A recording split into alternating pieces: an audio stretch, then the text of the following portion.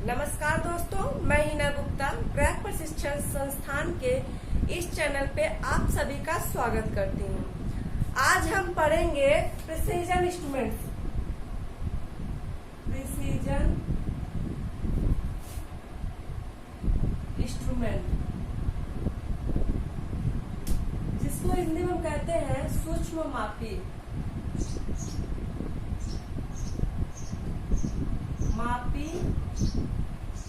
यंत्र। क्लियर है? Precision instruments, सूक्ष्म मापी यंत्र। तो अच्छा बताइए, सूक्ष्म मापी यंत्र होता क्या है? आपने यंत्र इंस्ट्रूमेंट्स तो बहुत सुने होंगे, कोई भी काम करते हैं तो इंस्ट्रूमेंट्स बहुत हम सुने होते हैं। सूक्ष्म मापी यंत्र मतलब जैसे कि कोई सूक्ष्म चीजें जो हमें बहुत ही मिनिमम दिखाई दी जाती हैं, देखते हैं उस यंत्र, उसको मापने के लिए जिस यंत्र का हम प्रयोग करते हैं सूक्ष्म मापी यंत्र कहलाता है। कितना मिनिमम? 1/64 इंच या 0.5 mm से भी कम, मतलब कि 0.1 से 0.01 तक की माप लेने के लिए हम सूक्ष्म मापी यंत्र का प्रयोग करते हैं। क्योंकि आप जानते हैं कि 1 मीटर 2 मीटर हमको आसानी से दिख जाता है, लेकिन जो mm में होता है, जो बहुत ही सूक्ष्म चीजें होती हैं, उसको मापने के लिए जो इंस्ट्रूमेंट्स हम यूज करते हैं उसे हम सूक्ष्म मापी यंत्र कहते हैं। एग्जाम्पल के तौर पर समझा लीजिए, जैसे कि वर्नियर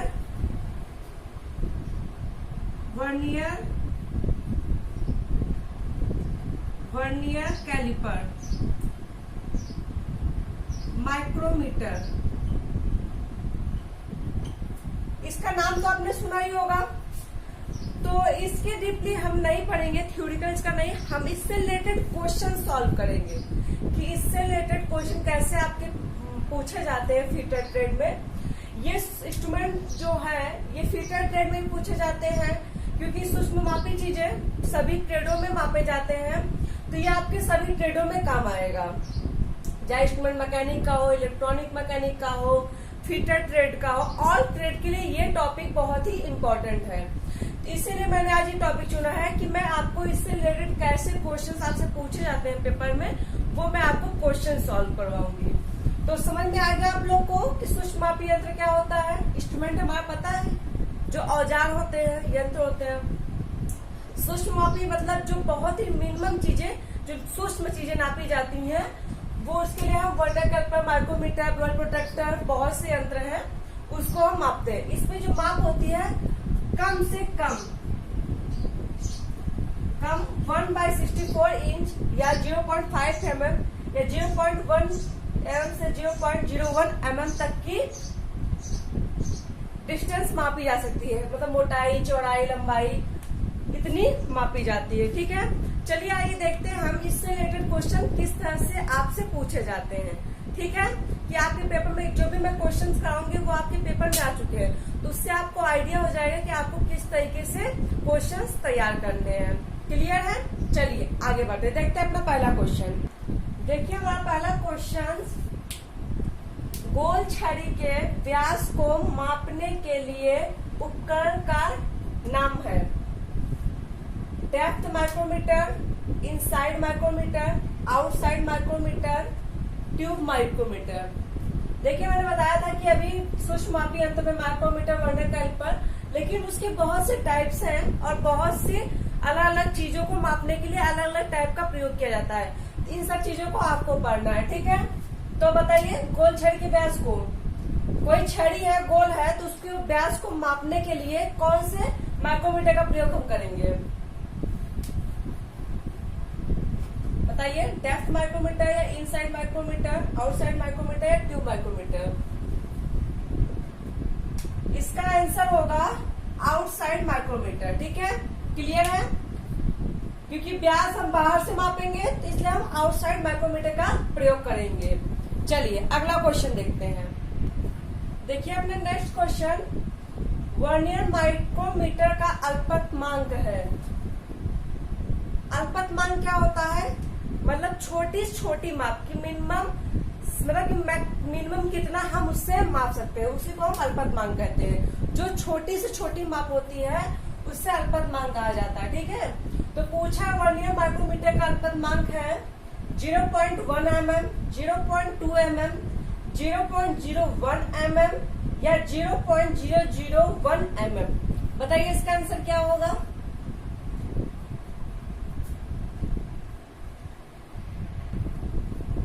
इसका क्या आंसर होगा बताइए। इसका आंसर होगा 0.01 mm। वर्नियर माइक्रोमीटर से हम 0.01 मिलीमीटर तक हम माप सकते हैं। ठीक है, चलिए देखते हैं अगला क्वेश्चन। देखिए हमारा नेक्स्ट क्वेश्चन, रिफ्रेश गेज की परिशुद्धता होती है। परिशुद्धता मतलब कि कितना हम सही माप सकते हैं, मिनिमम कितना सही माप सकते हैं। रिफ्रेश गेज भी हमारा सूक्ष्ममापी यंत्र है। इसके ऑप्शंस हैं 0.1 mm, 0.02 mm, 0.05 mm या 0.001 mm। बताइए इसका आंसर क्या होगा।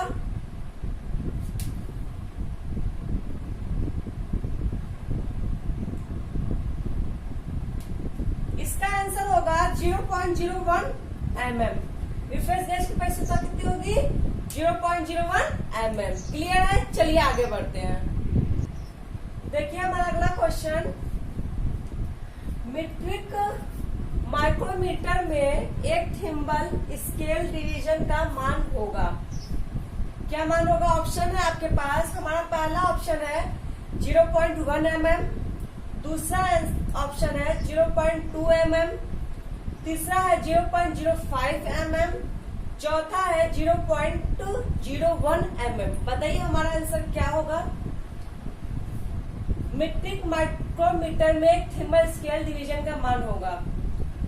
आप लोग कभी ITI जाइए तो अपने टीचर से माइक्रोमीटर मांगिए, उस पे ना कुछ स्केल्स बने होंगे, थिम्बल्स बने होंगे, या फिर अगर आपको सुविधा उपलब्ध नहीं है तो आप गूगल पे डाल के देखिए थिम्बल, तो आपको समझ में आएगा थिम्बल किसे कहते हैं। ठीक है, तो उसके स्केल पे जो डिवीजन बना होता है, मतलब जो भाग बने होते हैं, उसी के बारे में पूछ रहा है। ठीक है, तो मीट्रिक माइक्रोमीटर में थिम्बल स्केल डिवीजन का मान क्या होगा, इसका आंसर बताइए।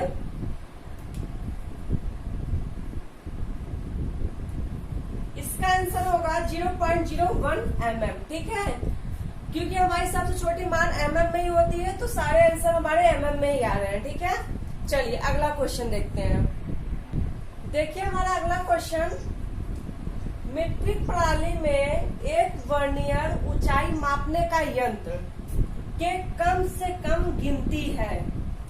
हमारे ऑप्शन है, हमारा पहला ऑप्शन है 0.01 mm, दूसरा है 0.02 mm, तीसरा है 0.05 mm, चौथा है 0.01 mm। बताइए हमारा आंसर क्या होगा।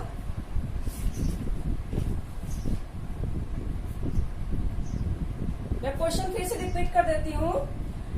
मीट्रिक प्रणाली में एक वर्नियर ऊंचाई का यंत्र के कम से कम गिनती है, इसका आंसर क्या होगा।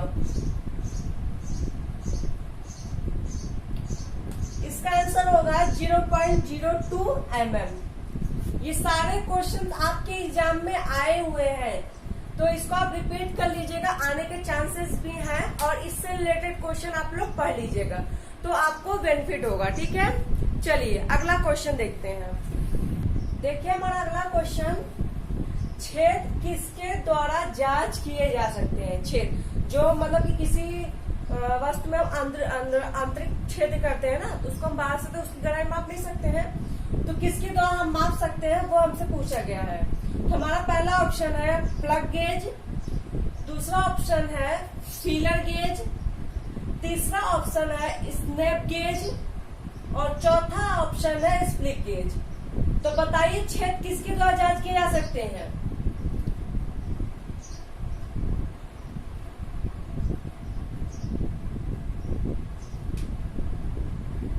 इसका आंसर होगा प्लग गेज।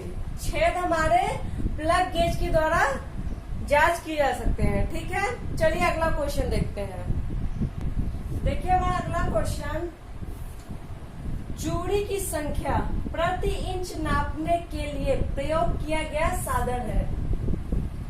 जैसे कोई पाइप होती है, फिटर ट्रेड वालों को पता होगा, पाइप होती है उसमें चूड़ियां कटी होती हैं, है ना, इंस्ट्रूमेंट्स कुछ होते हैं, चूड़ियां कटी होती है उसमें रिंग से। तो पूछ रहा है कौन से गेज हम गेज का प्रयोग करते हैं जिससे चूड़ियां की जो डिस्टेंस होती हैं उसका हम पता लगा सकें। ठीक है, तो चूड़ी की संख्या प्रति इंच मापने के लिए प्रयोग किया गया साधन है। हमारा पहला ऑप्शन है पेंच पिच गेज, दूसरा ऑप्शन है स्नेप गेज, तीसरा है स्लिप गेज और चौथा है धागा गेज। क्लियर है? चलिए बताइए क्या होगा इसका सही आंसर।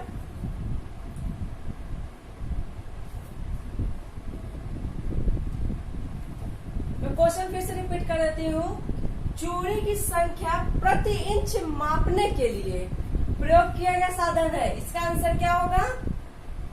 इसका आंसर होगा पेंच पिच गेज। ठीक है, पेंच पिच गेज से हम जो हमारे पाइपों में चूड़ियां कटी होती हैं उसका हम मापते हैं कि कितने इंच पर वो काटी गई हैं। ठीक है, चलिए अपना अगला क्वेश्चन देखते हैं। देखिए हमारा अगला क्वेश्चन, बाहरी स्क्रू थ्रेड की डायमेंशन की सीमाएं नापने के लिए सबसे उपयुक्त है। हमारा पहला ऑप्शन है प्लंग गेज, दूसरा ऑप्शन है धागा गेज, तीसरा ऑप्शन है थ्रेड रिंग गेज और चौथा है थ्रेड माइक्रोमीटर। बताइए इसका आंसर क्या होगा। मैंने स्क्रू थ्रेड पे कुछ क्वेश्चन सॉल्व करवाए थे, जिसने मेरी पहली वीडियो नहीं देखी है वो देख ले। उससे में भी मैंने कुछ क्वेश्चन आपको सॉल्व कराए हैं जो आपके पेपर में आए हुए हैं और उससे रिलेटेड आ भी सकता है, क्योंकि बहुत बार देखने को मिलता है कि रिपीटेड क्वेश्चन बहुत आते हैं। जो क्वेश्चन पहले आ जाते हैं उसमें से 2-4 क्वेश्चन जरूर आ जाते हैं ना।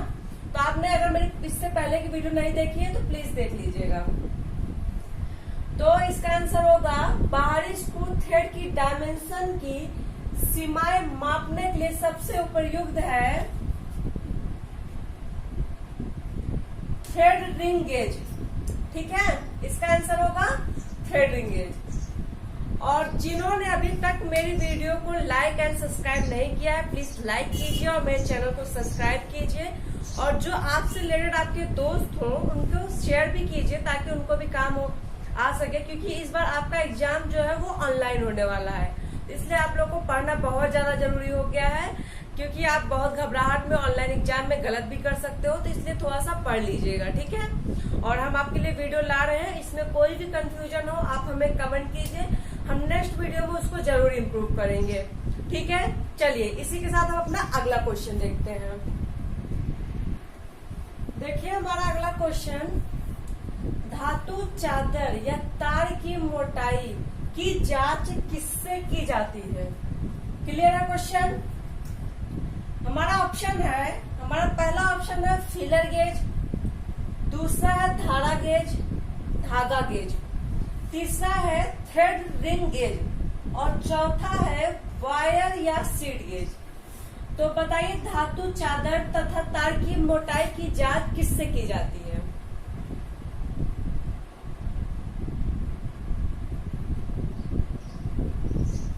इसका आंसर होगा वायर या सीट गेज। क्लियर है। जो हमारी धातु की चादर होती है ना, जिसको हम चादर कहते हैं, तार होता है वायर, जिसकी अंदर जो मोटाई होती है ना, तार के अंदर एक वायर होता है, जो एक परत चढ़ी होती है, उसके अंदर एल्युमिनियम का वायर होता है ना, तो उसकी मोटाई जो हम किससे मापते हैं, वायर या सीट गेज से। क्लियर है। चलिए अगला क्वेश्चन देखते हैं। देखिए हमारा अगला क्वेश्चन, कालखंड के बेलनाकार भाग की बेलनीयता की जांच किससे की जाती है। फिर से सुनिएगा, कालखंड के बेलनाकार भाग की बेलनीयता की जांच किससे की जाती है। हमारा ऑप्शन है, पहला ऑप्शन है रेडियस गेज, दूसरा ऑप्शन है धागा गेज, तीसरा ऑप्शन है थ्रेड रिंग गेज, चौथा ऑप्शन है वायरलेस सीड गेज। बताइए इसका आंसर क्या होगा।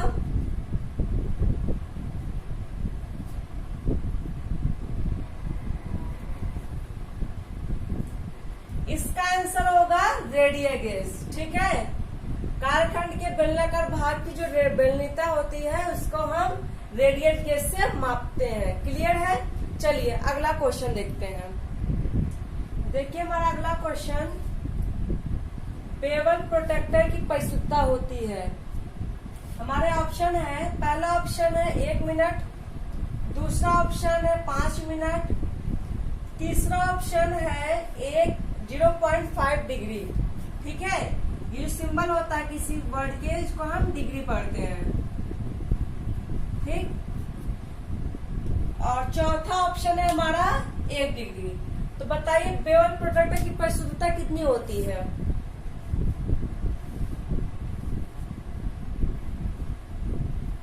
बेवल प्रोटेक्टर की परिशुद्धता 1 डिग्री होती है। ठीक है, इसका आंसर होगा 1 डिग्री। चलिए देखते हैं अपना अगला क्वेश्चन। देखिए हमारा अगला क्वेश्चन है, निम्नलिखित में लिमिट गेज नहीं है। हमें बताना इनमें से कौन सा लिमिट गेज नहीं है। तो पहला ऑप्शन है हमारा बेलनाकार प्लग गेज, दूसरा ऑप्शन है रेडियस गेज, तीसरा ऑप्शन है रिंग गेज, चौथा है थ्रेड रिंग गेज। बताइए इसका आंसर क्या होगा।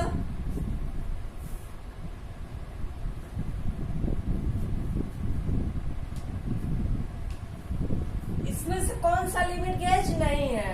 इसका आंसर होगा रेडियस गेज। ठीक है, रेडियस गेज लिमिट गेज नहीं है। क्लियर है। चलिए अगला क्वेश्चन देखते हैं।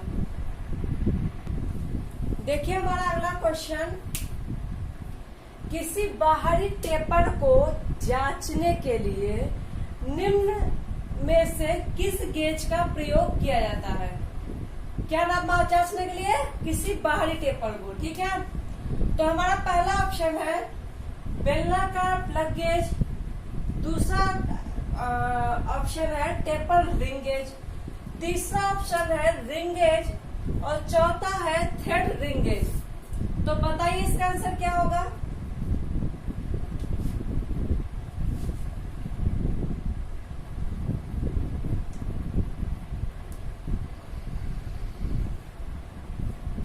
इसका आंसर होगा किसी बाहरी टेपर को जांचने के लिए हम टेपर रिंग गेज का प्रयोग करते हैं।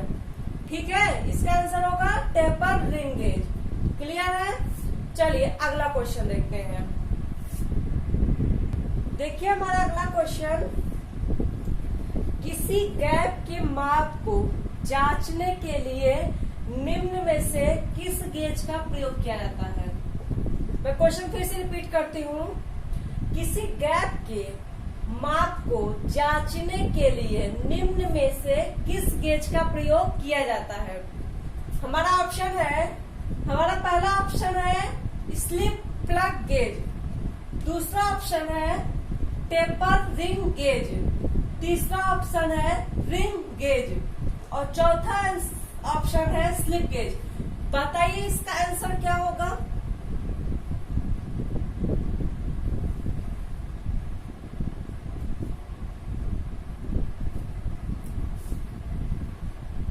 किसी गैप, कोई वस्तु में कोई जगह छेद हो जाता है, थोड़ा सा गैप होता है ना, उसकी डिस्टेंस को जांचने के लिए हम, इसका आंसर होगा स्लिप गेज। ठीक है, किसी गैप के माप को जांचने के लिए हम स्लिप गेज का प्रयोग करते हैं। ठीक है, चलिए इसी से हम अपना अगला क्वेश्चन यानी कि लास्ट क्वेश्चन हम देखते हैं हमारा क्या होगा। और आज के वीडियो में हमने 15 क्वेश्चन सॉल्व किया। ठीक है, ये हमारा 14वां क्वेश्चन है। चलिए हम अपना लास्ट क्वेश्चन देखते हैं। देखिए हमारा लास्ट क्वेश्चन, एक वर्नियर कैलिपर का गहराई छड़ निम्न से जुड़ा होता है। हमारे ऑप्शन है, हमारा पहला ऑप्शन है स्थिर जबड़ा, दूसरा ऑप्शन है चल जबड़ा, तीसरा है वर्नियर पैमाना, चौथा है महीन समुच्चय। देखिए, हम जैसा कि हम जानते हैं हमारे आईटीआई में थ्योरिटिकल नॉलेज के साथ अगर हमें प्रैक्टिकल नॉलेज रहे तो हमें बहुत काम आता है और हमें बहुत जल्दी याद भी होता है, क्योंकि ऐसी चीजें होती है जो हमने कभी सुना नहीं होता। तो मेरा आप लोग से एक एडवाइस है कि आप जब भी अपने कॉलेज में जाएं तो आप अपने टीचर से ये सारे इंस्ट्रूमेंट्स देखें। उससे आपको समझ में आएगा कि क्या कौन सा इंस्ट्रूमेंट किस काम में आता है, उसमें कौन कौन से पार्ट्स होते हैं और कैसे वो एक दूसरे से जुड़े होते हैं। क्योंकि आप याद करोगे, रट्टा करोगे, थोड़ा सा इंसान कंफ्यूज हो जाता है, क्योंकि बहुत से इंस्ट्रूमेंट्स हैं हमारे ट्रेड में। तो आप लोग जब जाइएगा तो थोड़ा सा इंस्ट्रूमेंट्स देखेंगे तो उससे आपको ये क्वेश्चन और ही डीपली क्लियर हो जाएंगे। वैसे मैं इससे रिलेटेड 2-4 पिक्स मैं इसकी वीडियो की स्टार्टिंग और लास्ट में डाल दूंगी, तो आप लोग समझ जाइएगा। बर्नर कैलिपर जैसे होगा माइक्रोमीटर का, तो उसमें आपको थोड़ा सा दिख जाएगा। और आप लोग जब कॉलेज जाइएगा तो आप लोग देखिएगा और थोड़ा सा प्रैक्टिकली करेंगे तो आपको जल्दी से याद हो जाएगा। ठीक है, तो आइए अपना क्वेश्चन देखते हैं। एक वर्नियर कैलिपर गहराई छड़ निम्न से जुड़ा होता है। ठीक है, तो इसका आंसर क्या होगा? इसका आंसर होगा चल जबड़ा।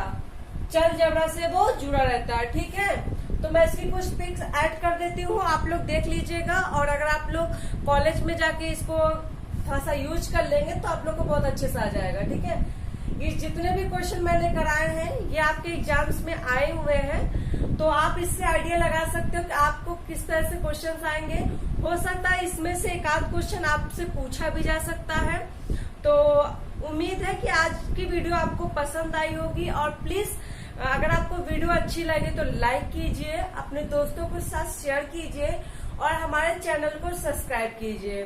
तो थैंक यू।